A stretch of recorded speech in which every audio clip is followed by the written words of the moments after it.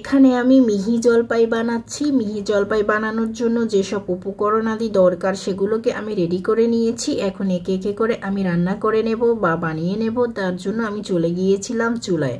Hello everyone, আসসালামু আলাইকুম।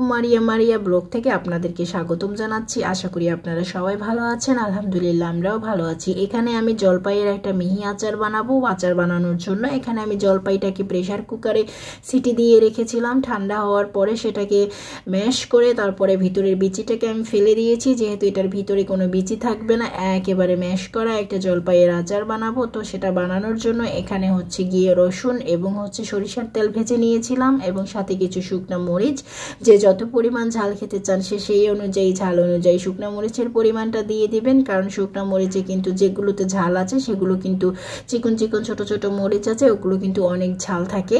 তো যাই হোক, আমি এখানে বেশ কিছু পরিমাণে মরিচ দিয়ে দিয়েছি। তারপরে হচ্ছে গিয়ে ওগুলোকে ভেজে হলুদের গুঁড়া, মরিচের গুঁড়া, ধনিয়া গুঁড়া, জিরা গুঁড়া দিয়ে ভালোভাবে করে অনেকক্ষণ পর্যন্ত কষিয়ে নেওয়ার পরে তারপরে হচ্ছে এখানে কিছু চিনি দিয়ে দিয়েছি। আমি কিন্তু আচার বানানোর আগে চিনিটাকে আগে দেই, কারণ হচ্ছে গিয়ে চিনি থেকে যে পানিটা বের হয় মেল্ট হয়ে সেটা কিন্তু এখানে টেনে নিয়ে যায়। তারপরে হচ্ছে গিয়ে আমি যখন জলপাইগুলোকে দিয়ে দেই বা আচারগুলো বানানোর জন্য যে জিনিসপত্রগুলো আছে সেগুলো যখন দিয়ে দেই তখন হচ্ছে গিয়ে পানিটা শুকিয়ে যেতে বেশি সময় লাগে না বা আবার নতুন করে পানি বের হওয়ার কোনো সম্ভাবনা থাকে না। তো এই যে আমি হচ্ছে গিয়ে এখানে অনেক দু একটা বিচি রেখেছি, যেহেতু জলপাইয়ের আচার বিচি খেতে মজা লাগে তার জন্য আমি দু একটা বিচি রেখে দিয়েছি। তবে বিচিগুলোকে কিন্তু আমি একেবারে ম্যাশ করার সময় ফেলে দিয়েছি।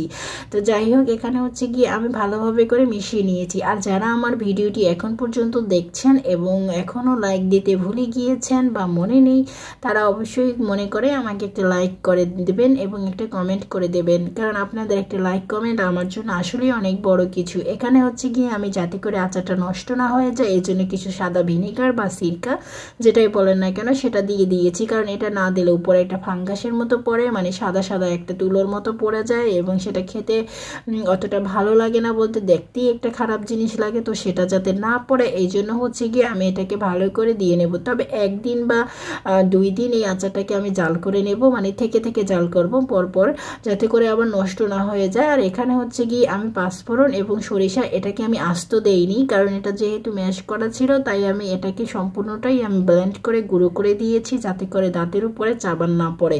এই যে আমি ভালোভাবে করে একেবারে নাড়াচাড়া করে মিশিয়ে নিয়েছি এবং লাস্ট পর্যায়ে এসে দেখা গেছে আমি একটু জিরা গুঁড়ো দিয়েছি, শুধু জিরা গুঁড়ো যেটাকে আমরা খাবারের সময় দেই, সেই জিরা গুঁড়োটাকে দিয়ে দিয়েছি। দিয়ে হালকা আঁচে অনেকক্ষণ পর্যন্ত আমি ঝাল করে নেব, যতক্ষণ পর্যন্ত তেলটা ছেড়ে না দেয়। দেখেন আমার কিন্তু সরিষার তেল দিয়ে আচার বানানো তেলটা কিন্তু ছেড়ে দিয়েছে। এখন হচ্ছে গিয়ে আমি বেশ কিছুক্ষণ পর্যন্ত নাড়াচাড়া করতে থাকবো যাতে করে নিচের দিকে লেগে না যায়। দেখেন যখন আচারটা হয়ে যাবে তখন বুঝবো যে এই যে উপরে থেকে উঠে